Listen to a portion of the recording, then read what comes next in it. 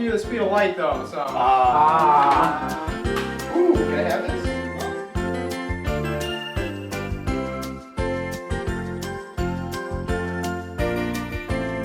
Oh no! That's coming!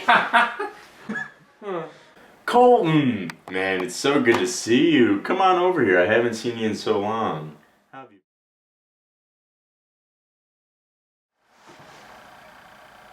Oh, hello. I didn't see you there. You just caught me reading a book about Harry Truman. See, Harry Truman, he was a good nobleman from Missouri.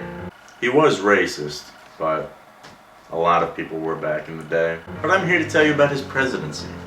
Harry Truman was the president after Franklin Delano Roosevelt was elected to his 4th term in office. That's the most terms any president has and will ever serve. Wow, I didn't know that.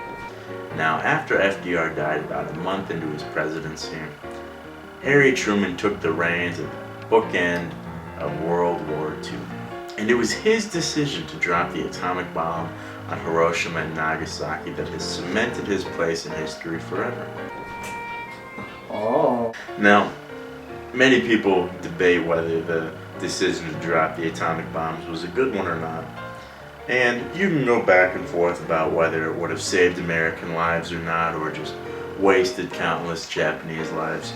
The point is, it was the end of World War II. The Nazis had already surrendered, and this happened a few months after the fact. You'd think with winning the war he'd be very popular amongst the American population, but you'd be wrong. He was actually very unpopular. Now, when he ran for re-election in 1948, he was not expecting to win. I should say, he was expecting to win, but the country was not. See, the Chicago Tribune actually had already printed a newspaper saying that Dewey had won the election, but it turned out Truman won it by a very slim margin. Oh, that's really awesome. Hey there, His presidency continued on into the 1950s and also highlighted the Korean War. And by the end of his presidency, he was very unpopular amongst the American people. Are you sure? However, when you compare him with some of the other presidents seen throughout history after him, such as Kennedy, Nixon, Ford, sorry John, Carter, when you compare him with these presidents, Truman starts to look a little better as far as his global relevance goes. Are you sure? Now, I know a lot of viewers are probably thinking, but Matt, JFK was a swell guy. Yeah, but he only made it a couple years and did Bay of Pigs. So, as far as that goes, he's not that high on my list. Cool, alright. And let's not forget about the presidents of the 21st century that we've had. Not gonna name any names, but, you know. So, as seen from a contemporary perspective, Truman was a very good president. When I was a junior in AP United States history, I argued that Harry Truman was the best president the country has ever seen. Alright, Did that really happen? While that might not be entirely true, he sure is up there. Thank you for listening to my Harry Truman talk.